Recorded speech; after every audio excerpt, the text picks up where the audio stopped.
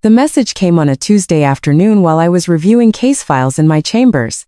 My phone buzzed with that particular pattern I'd learned to associate with family drama. 3 rapid vibrations, always from my sister Claire. Don't come to the rehearsal dinner Friday. Jason's dad is a federal judge. We can't have you embarrassing us in front of his family. This is important. Please just stay away. I read it twice, set my phone down, went back to the appellate brief in front of me. My clerk, Marcus, knocked softly. Judge Rivera, the Henderson oral arguments are scheduled for 2. Do you need anything before we head to the courtroom? I'm fine, Marcus. Thank you. He hesitated. You okay? You look, just family stuff. Nothing that matters. That was the truth. After 38 years, I'd learned exactly how much my family's opinion mattered, which is to say not at all. I was the mistake child. Mom and Dad made that clear from the beginning. Claire was planned, wanted, celebrated. I arrived 3 years later. Unexpected. Inconvenient. Expensive. Claire got piano lessons. I got hand-me-down shoes. Claire got SAT prep courses. I got a library card and told to figure it out. Claire went to State University with a full ride from Mom and Dad. I worked 3 jobs to put myself through community college, then transferred to State on academic scholarship. You've always been so independent, Mom would say, like it was a personality trait instead of necessity.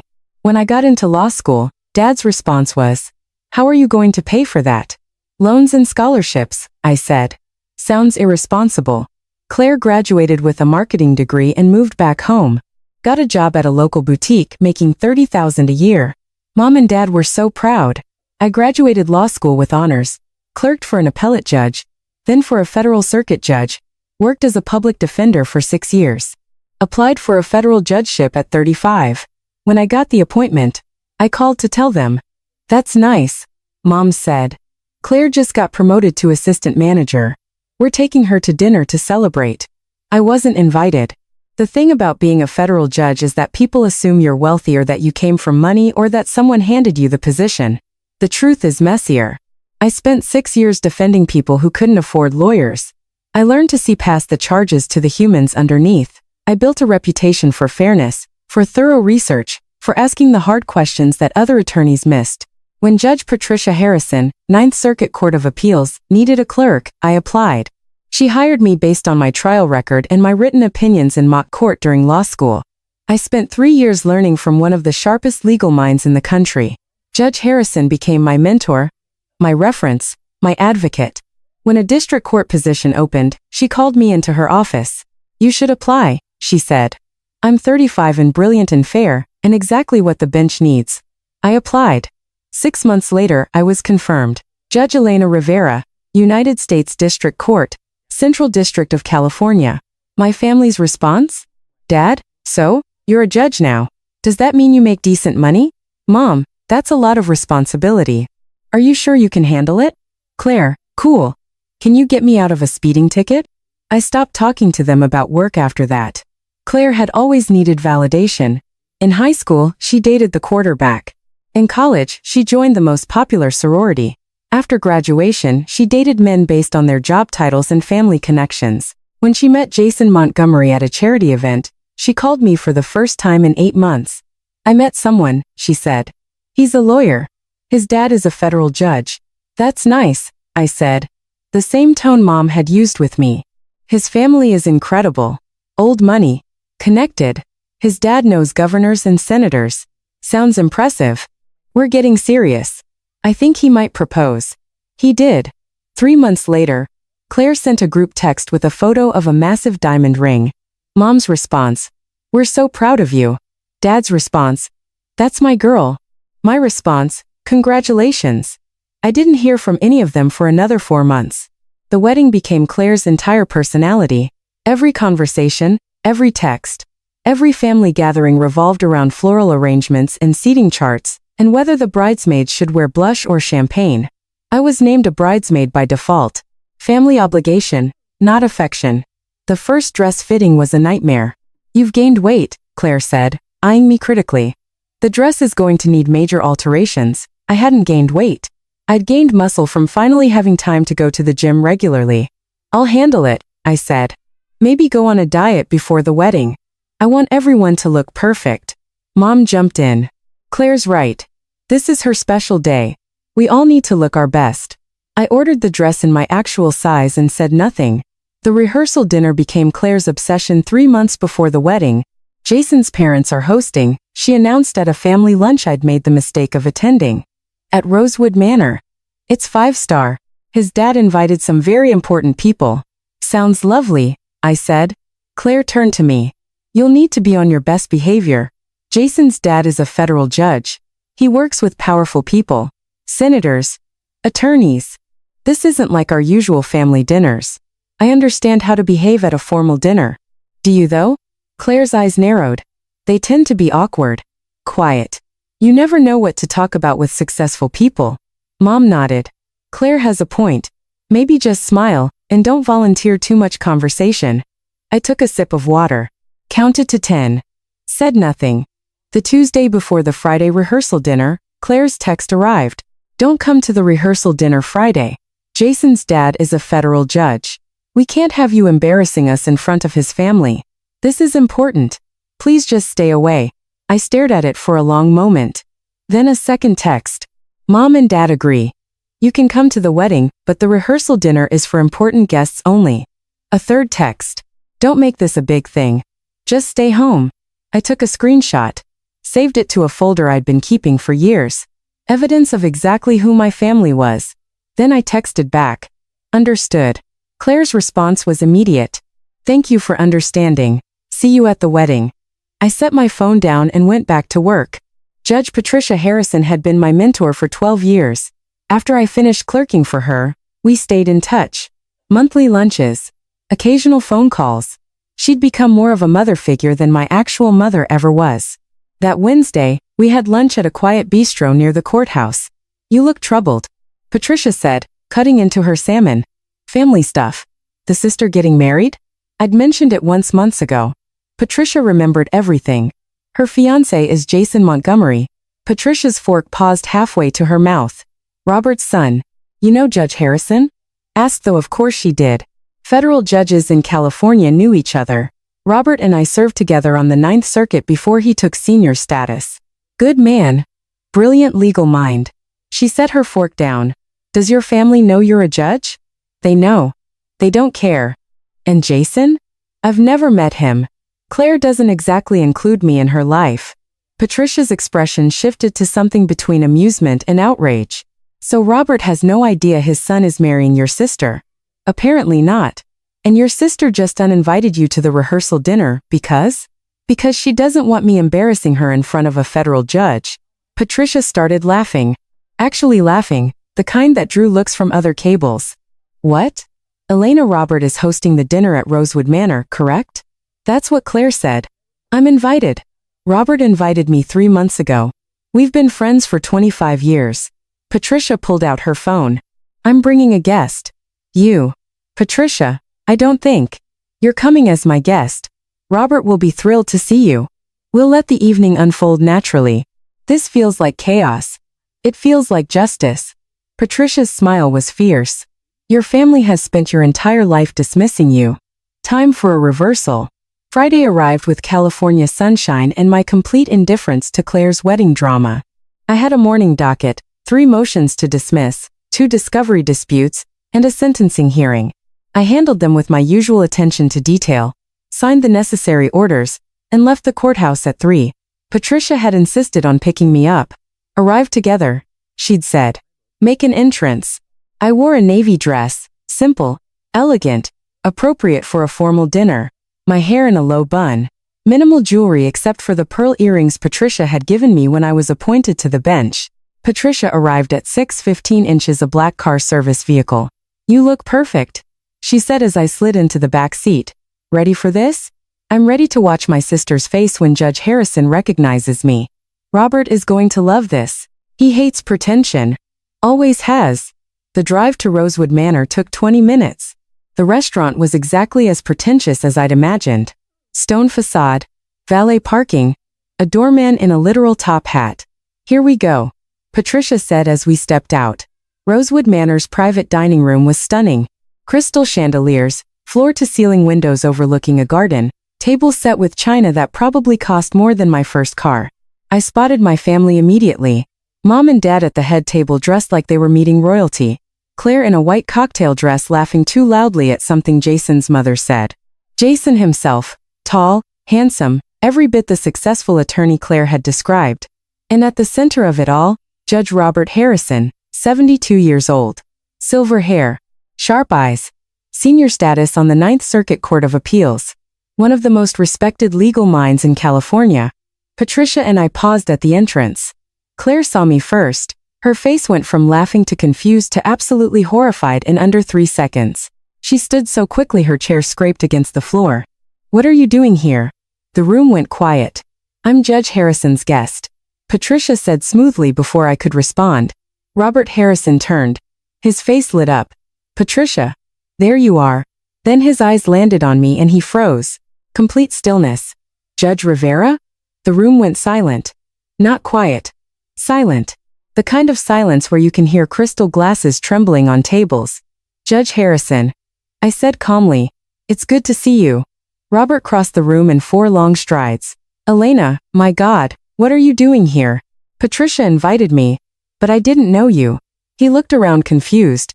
Then his eyes landed on Claire and Jason, back to me. "Wait, are you related to Claire as my sister?" I watched him process this. Watched the connections form in his brilliant legal mind. "Your sister is marrying my son."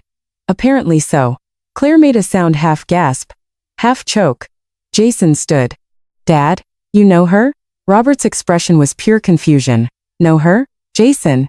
"Judge Rivera clerked for me 15 years ago on the Ninth Circuit. She's one of the finest legal minds I've ever worked with." He turned back to me. "I had no idea you were related to Claire." "We don't exactly advertise our connection," I said. Patricia was smiling like Christmas had come early. Claire's fork hit her plate with a clatter that echoed through the silent room. "You're a judge." Claire's voice cracked. "You're actually a federal judge?" "District Court," I said. "Central District of California." "Since when?" 3 years. "You never told us." "I did. The day I was appointed, Dad asked if I made decent money. Mom asked if I could handle the responsibility. You asked if I could get you out of a speeding ticket." Robert Harrison's expression darkened. "I'm sorry, what?" Mom jumped in. "Elena, this isn't the time." "Actually, Virginia, I think this is exactly the time." Patricia's voice cut through the room like a gavel. "Your daughter has been a federal judge for 3 years. She's presided over hundreds of cases. She's one of the most respected young judges in California. And you didn't think that was worth celebrating." Dad stood. "Now wait just a minute. Sit down. Frank." Robert's voice had the weight of decades on the bench. "I want to hear this." Jason was staring at me like I'd grown a second head. "You're Judge Elena Rivera?" "Yes. I cited your opinion in Rodriguez versus State last month. The Fourth Amendment search case. I remember that case. Your analysis was brilliant. I used it to win a motion to suppress." He looked at Claire. "He told me your sister worked in what did you say? Customer service." Claire's face had gone from white to red. "I said she worked with people." "You assumed." "No." Jason's voice was quiet but firm. "You specifically said she worked in customer service. You said she'd never amounted to much." The silence that followed could have shattered glass. Robert Harrison pulled out a chair. "Elena, please sit. I think we all need to talk." Patricia and I sat. The entire room remained frozen. "How long have you known my father?" Jason asked, still standing. 15 years. I clerked for Judge Harrison after law school. Then I worked as a public defender for 6 years before my appointment to the district court." "Public defender," Robert said warmly. "You were one of the best. I remember reading your briefs. You had a gift for finding the human story inside the legal arguments." Mom tried again. "Elena never told us any of this. Because you never asked." Patricia's voice was ice. "I've known Elena for 12 years. She's mentioned her family exactly 3 times. Each time it was to explain why she was spending the holidays alone." "That's not fair," Dad said. "Isn't it?" Patricia pulled out her phone. "Elena, may I?" I nodded. She showed the screen to Robert. "This is the text Claire sent Elena on Tuesday." Robert read it. His jaw tightened. "Don't come to the rehearsal dinner. Jason's dad is a federal judge. We can't have you embarrassing us." That's out of context, Claire said desperately. Is it? I pulled out my own phone. Found the folder. Here's the text from my law school graduation. Can't make it to your graduation. Claire has a job interview. Here's the one from my judicial appointment. That's nice. Claire got promoted to assistant manager. Here's the one from my first published opinion.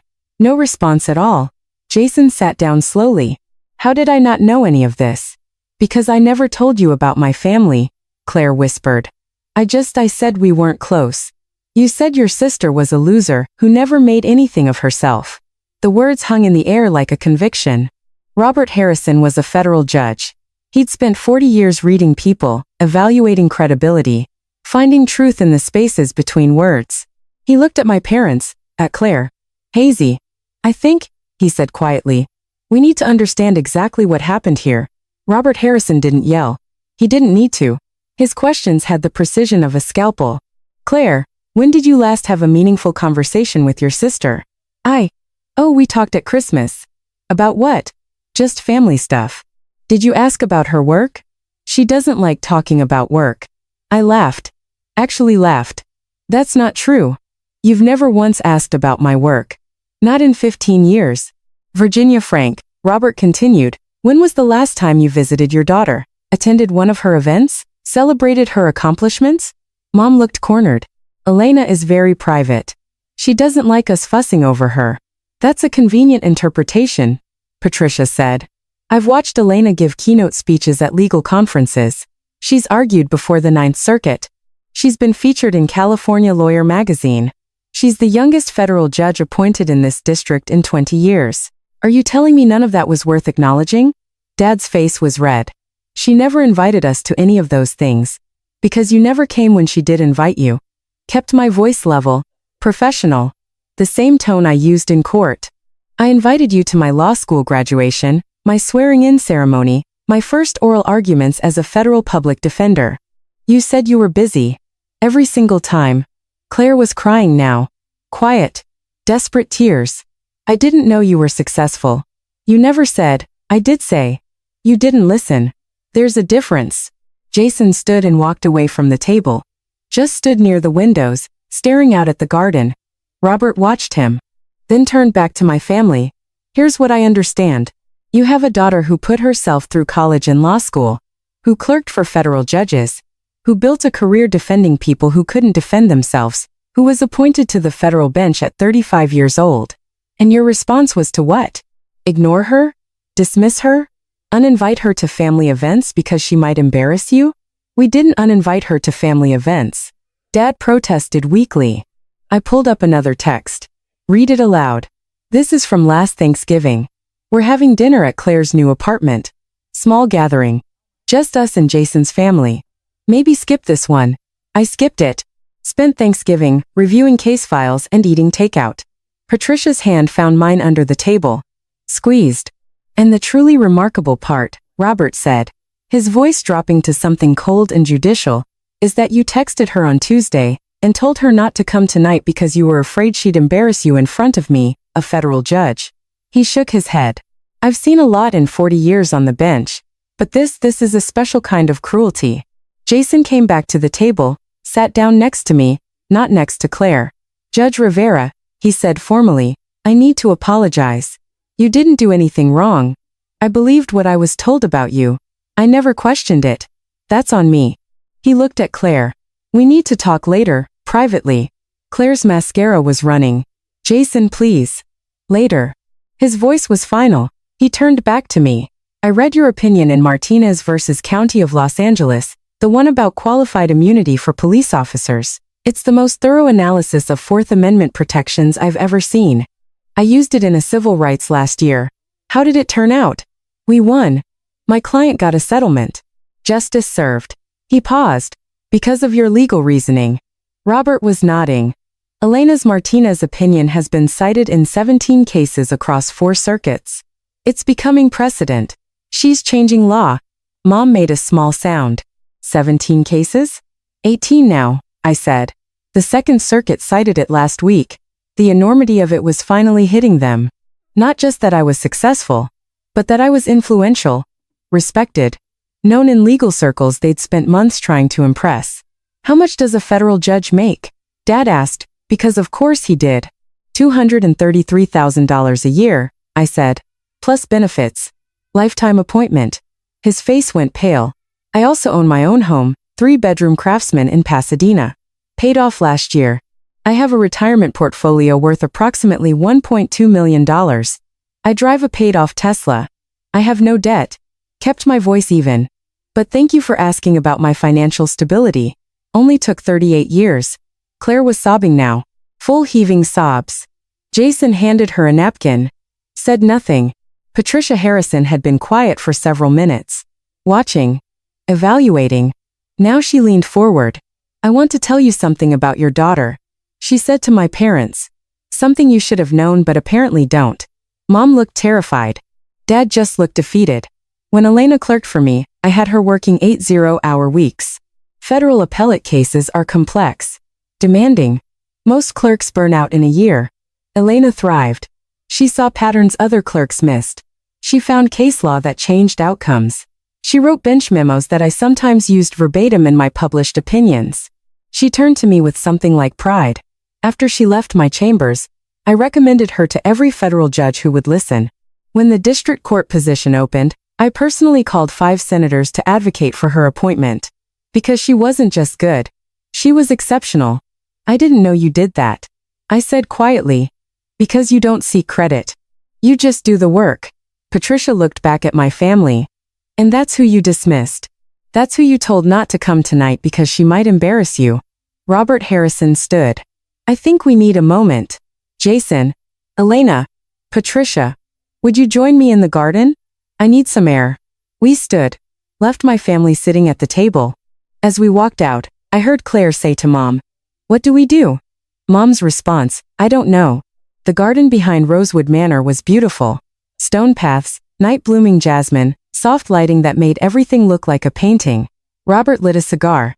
Offered one to Jason, who declined. "I'm sorry," Robert said to me. "I had no idea Jason's fiancé was related to you. If I had known." "You would have what?" "Told him not to marry her." "No. But I would have insisted she treat you with respect. I would have made sure Jason knew who you were." Jason was pacing. "I feel like an idiot." "You're not an idiot," I said. "You believed what you were told. That's normal. But I'm a lawyer. I'm supposed to verify sources. Question assumptions." He stopped pacing. Instead, I just accepted that my fiancé's sister was nobody important. In fairness to you, that's what my family has always believed. Patricia was watching me carefully. "How do you feel right now?" "Honestly, vindicated. But also sad." "Sad? Because this didn't have to happen this way. If they just cared, even a little, we could have had a relationship. They could have been proud." I looked back at the restaurant. But they weren't capable of that. Robert took a long pull on his cigar. "What do you want to happen now?" "What do you mean? Do you want me to end this dinner?" "Send them home. I'm hosting. I have that authority." I considered it. The power in that moment was mine. Complete reversal. I could humiliate them the way they'd humiliated me for years. But that wasn't who I was. "No," I said. "Let dinner continue. But I'm not sitting at their table." "Done. You'll sit with Patricia and me. We'll have our own conversation. They can watch what it looks like when people actually value you." Jason looked at me. "Can I ask you something?" "Of course. Do you want me to call off the wedding?" I blinked. "What?" "Because if this is who Clara is, if this is how she treats family, I need to reconsider everything." "Jason, that's between you and her. Not my decision." "But you're her sister. In biology only. We don't have a relationship. Haven't for years. So whatever you decide it based on who she is to you. Not who she is to me." He nodded slowly. "That's fair. But I need to think." Robert clapped his son on the shoulder. "Take the time you need. Marriage is a lifetime commitment. Make sure you're committing to the right person." We returned to the dining room. The seating arrangement had quietly shifted. Patricia, Robert, and I sat at one table. Jason joined us after a moment's hesitation. My family remained at their original table. Clara, Mom, Dad, and Jason's mother, who looked thoroughly confused by everything happening. The first course arrived. Lobster bisque. Robert raised his glass. A toast to Elena Rivera, one of the finest jurists I've had the privilege of working with, and to unexpected reunions. To Elena, Patricia echoed. We drank. Across the room, my family sat in silence. The dinner continued. Robert told stories about cases we'd worked on together. Patricia shared memories from my clerkship, late nights in chambers, arguments about constitutional interpretation, the time I found a Supreme Court precedent that completely changed our analysis. She was relentless. Patricia said fondly, I'd think we'd settled on an opinion, and Elena would come back with a case from 1952 that nobody had cited in 70 years, but was directly on point. That's good lawyering, Jason said. He'd been quiet through most of the meal. That's brilliant lawyering, Robert corrected. Most clerks can find recent cases. Finding the overlooked precedents that change outcomes, that's art. I felt myself relaxing. This was my world. These were my people. Not the family that shared my blood, but the family I'd built through work and respect and shared values. The main course arrived. Filet mignon. Claire appeared at our table. Eyes red. Voice shaking. Can I talk to you? I looked up. We're in the middle of dinner. Please, just 5 minutes. Robert stood. We'll give you privacy. Elena, if you want us to stay, it's fine. 5 minutes. They moved to the bar area. Claire sat in Patricia's vacated chair. I'm sorry, she said immediately. For which part? All of it. I didn't know you were a judge. I should have known. I should have asked. I should have cared. Yes, you should have. Can we fix this? I looked at my sister, really looked at her. Saw the designer dress, the expensive highlights, the ring that probably cost more than my first year of law school. I don't know. I said honestly. This wasn't one moment, Claire. This was 38 years of being invisible to you, of being the embarrassment, the disappointment, the sister you hid from your successful fiancé. I didn't hide you. You told Jason I worked in customer service. You uninvited me to your rehearsal dinner because you thought I'd embarrass you. In front of a man who has known me and respected me for 15 years. Kept my voice level. That's not a misunderstanding. That's a choice. Years of choices. I want to fix it. Why? Because you're embarrassed? Because Jason's father thinks you're cruel? Or because you actually regret how you treated me? She opened her mouth, closed it, started crying again. That's what I thought, I said quietly. Jason returned to the table before Claire could respond. He'd been at the bar with his mother, their conversation looking tense. Claire, we need to go, he said. But the dinner is over for us. He looked at me. Judge Rivera, I'm sorry for how this evening went. You deserved better. Thank you. He turned to Claire. Let's go. We need to talk. They left. Claire's eyes pleading with me one last time before Jason guided her toward the exit. My parents remained at their table looking small and uncertain. Robert, Patricia, and I finished our meal, talked about cases, gossiped about other judges, discussed the upcoming bar conference. At 10, Robert called for the check. Elena, Patricia, thank you for being here tonight. This wasn't the evening I planned, but I'm glad the truth came out. Me too, I said. As we stood to leave, Dad approached. Can we talk? Tomorrow. Maybe. I don't think so. Elena, please. We're family. No, I said. You're people I'm related to. Family is people who show up, who celebrate your successes, who value you. I gestured to Patricia and Robert. That's family. Mom joined Dad. We want to make this right. You've had 38 years to make it right. You chose not to. I picked up my purse. I'm not angry. I'm just done. You can't mean that. I'm a federal judge. I mean everything I say. It's kind of the job. I walked out with Patricia and Robert, left my parents standing in that beautiful dining room, finally understanding what they'd lost. The weekend following the rehearsal dinner was quiet. No calls from my family. No texts from Claire. Just silence. Monday morning, I was back in chambers. Marcus brought me coffee and a concerned look. You okay? You seem lighter somehow. Family stuff resolved itself. Good resolved or bad resolved? Truthful resolved, which is the same as good. That afternoon, Jason Montgomery called my clerk to schedule a meeting. Personal or professional? I asked Marcus. He said professional. He has a case he wants to discuss. Pro bono civil rights matter. Put him on my calendar. Jason arrived Tuesday at 2. Professional attire. Briefcase. No mention of Claire or the dinner. Judge Rivera, thank you for seeing me. What can I do for you? I'm representing a client who was wrongfully arrested. Fourth Amendment violation. I'm hoping to get before you for a motion to suppress. Has it been assigned to my court? Not yet. Random assignment. But I wanted to talk to you about the legal theory either way. We spent an hour discussing constitutional law. Jason was sharp, prepared, asked good questions. As he packed up to leave, he paused. Can I ask a personal question? You can ask. Did you know who I was when we met Friday night? No. Patricia told me the day before. I'd never met you, but you came anyway. Patricia invited me, and I wanted to see the look on Claire's face when she realized who I was. He smiled. A real smile. Was it worth it? Completely. For what it's worth, I broke off the engagement. I sat back. Because of Friday? Because of what Friday revealed. Claire didn't just dismiss you.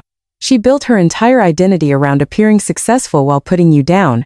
That's not someone I want to marry. He closed his briefcase. My father was right. Marriage is a lifetime. I need someone who values people, not status. I'm sorry. Don't be. You saved me from a mistake. He headed for the door, turned back. I'd like to stay in touch. If that's appropriate. As colleagues. I'd like that. After he left, Patricia called. I heard Jason called off the engagement. News travels fast. Robert told me this morning. Claire called him crying. Begged him to talk to Jason. What did Robert say? That his son makes his own decisions. And that Claire had shown him exactly who she was. I leaned back in my chair. Looked at the framed photo on my desk. Patricia and me at my swearing-in ceremony. The family that mattered. How do you feel? Patricia asked.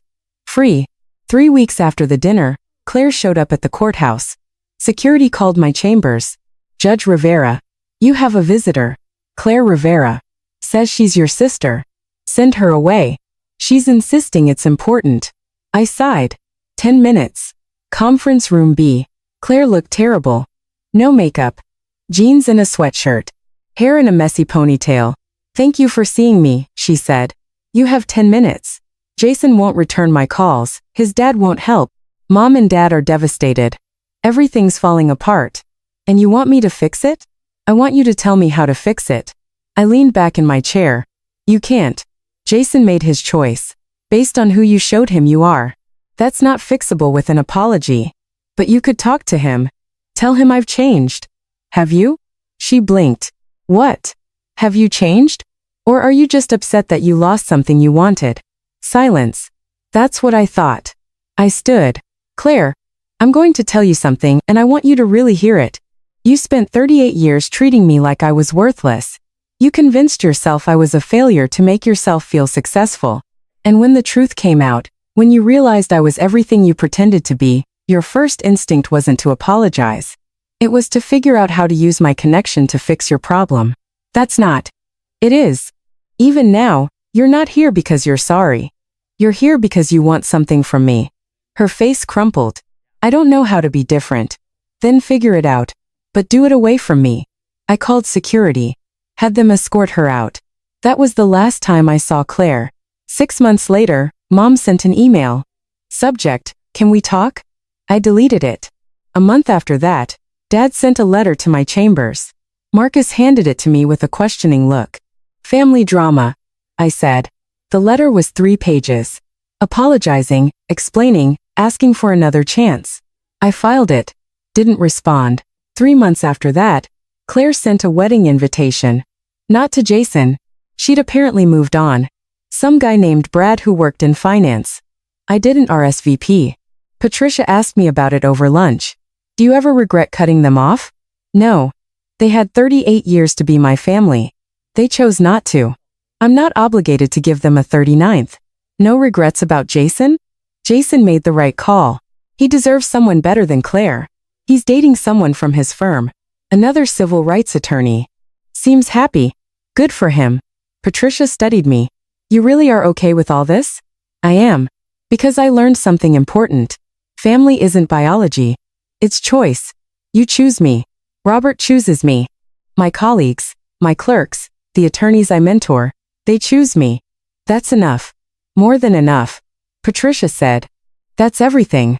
2 years after the rehearsal dinner that ended everything, I was nominated for the Ninth Circuit Court of Appeals. Patricia called me screaming. Actual screaming. You're going to the appellate court. If I'm confirmed, you'll be confirmed. Robert and I will make sure of it. The confirmation process took 8 months.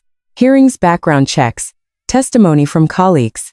Robert Harrison testified on my behalf. So did Patricia. So did Jason Montgomery, who'd become a close colleague and friend. Judge Rivera represents the best of the federal judiciary, Robert told the Senate committee. She's fair, thorough, brilliant, and she understands that justice isn't just about law. It's about humanity. I was confirmed 92-8. At 40 years old, I became one of the youngest judges ever appointed to the Ninth Circuit Court of Appeals. The swearing-in ceremony was packed. Colleagues, attorneys, law students, people I'd mentored and worked with. Patricia stood beside me. Robert administered the oath. In the back of the room, I saw a familiar face. Claire. She'd somehow found out about the ceremony. After I took the oath, after the applause died down, she approached. Congratulations, she said. Thank you. I'm proud of you. I looked at my sister. Really looked at her. Saw someone I used to know. Used to be related to. Used to hope would love me. I appreciate that, I said. But it doesn't change anything. I know. I just wanted you to know. She left. I watched her go. Patricia appeared at my elbow. You okay? Perfect. She came. She did. Doesn't matter anymore. And it didn't. Because I was surrounded by people who'd chosen me. Who'd celebrated every step of my career. Who'd believed in me when I was a clerk, a public defender, a district judge, and now an appellate judge. That night, Robert hosted a dinner. Small, intimate, just the people who mattered. Jason was there with his girlfriend Sarah, who'd argued before me twice and won both times. Keisha, Marcus, my loyal clerk, 3 other federal judges I'd worked with over the years. We toasted, told stories, laughed about cases and conference arguments and the time I'd accidentally called a senior judge by the wrong name in oral arguments. At the end of the night, Robert raised his glass one more time. To Elena Rivera, who proved that family isn't about blood. It's about who shows up, who believes, who stays. To Elena, they all echoed. I looked around the table, at the faces of people who valued me, respected me, loved me. This was family. This was everything. And my sister, sitting somewhere alone realizing what she'd lost, would never understand that the moment she dreaded most, the moment she tried to prevent by uninviting me to her rehearsal dinner, was the moment I'd finally been set free. Free to find the family I deserved. Free to build the life I'd earned. Free to be exactly who I was always meant to be. A federal judge. A mentor. A friend. Someone who mattered. Not because my family finally recognized it, but because I'd built a life where recognition came from people who actually knew how to give it.